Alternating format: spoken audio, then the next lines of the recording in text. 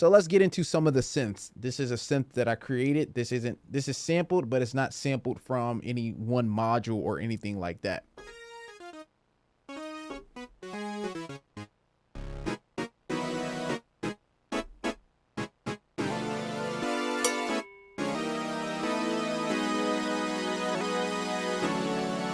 So let's add in that gospel wiggle in here. Let's go to edit, then let's go to effect. Let's go to mod control. We need that gospel wiggle on this one.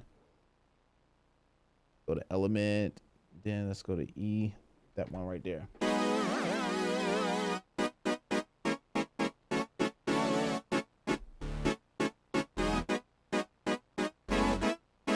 I hope you are enjoying this video, but check this out.